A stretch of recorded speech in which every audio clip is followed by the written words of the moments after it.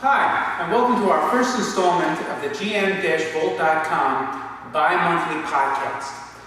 This is going to be a regular feature here on GM-Volt.com in which we discuss the developments of the Chevy Volt that occurred over the last 2 weeks.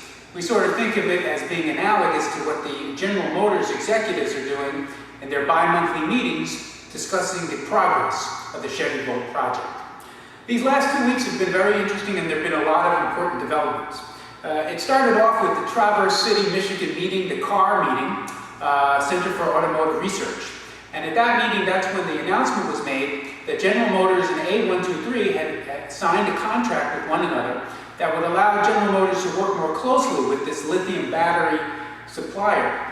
This way, General Motors would have a better understanding of the fundamental and proprietary chemistry of the batteries and be able to work more closely to develop a battery pack that's going to work well for the Chevy Volt.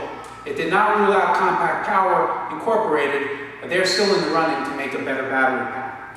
During that event, a lot of interviews came out of it. One of the important statements that was made came from Bob Lutz, in which the timeline for the Chevy Volt became public. This was the first time he noted to the public that the car was going to be test-driven, that there's going to be prototype vehicles that will be test-driven in spring of '08, and that the company planned on making the car publicly, commercially, and mass production available in late fall, probably of 2010. Also coming out of that series of meetings in Michigan, several interviews occurred. We were lucky enough to have one of those exclusive interviews here where I spoke to Nick Zielinski, who is the chief engineer of the Chevy Volt. Nick was able to tell us some very interesting things, which included the fact that he expected to have working mules, which are sort of early prototypes of the car, before the end of this year.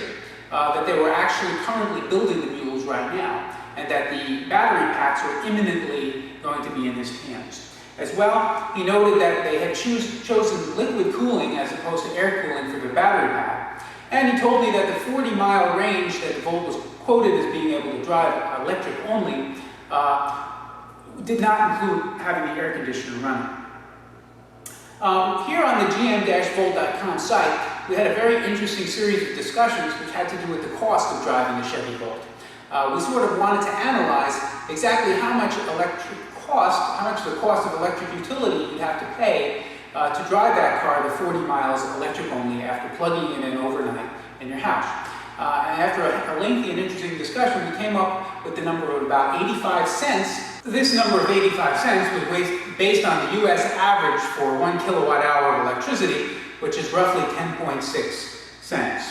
To help us to determine this actual number, we had to get some interesting and new information from General Motors directly, which had to do with how the battery pack would operate and what range of charge the pack would operate under. What we were told is that the plan was for the battery pack to be able to discharge down to 50% full, and it was at that point that 40 miles of driving on average would have taken place. It was at that point that the generator would kick in and recharge the battery pack. We also found out that the battery pack would be allowed to be recharged back to 80% before the generator cut off. So that was some new and interesting information. In addition to that, we had some discussion about whether ethanol or E85 would be included as a capable fuel for the Chevy Volt. There were some questions of whether it wouldn't, but in the end, General Motors tells us, yes, it would. There was an interesting report that came out of Bloomberg.com citing anonymous sources who were very familiar with the Volt program, and they told us that General Motors was expecting to produce 60,000 Chevy Volts in its first model year. This was a very huge number compared to the Toyota Prius's first year of 5,000 vehicles, and really speaks to the very aggressive and confident nature of General Motors towards the plan of developing the Chevy Volt.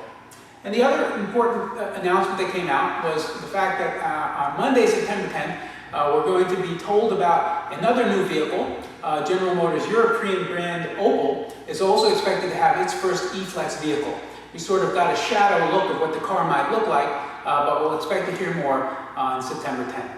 Anyway, that recaps the last 2 weeks of developments for the Chevy Volt. I appreciate you tuning in, and I hope you stay with us here at GM-Volt.com. See you on the roads.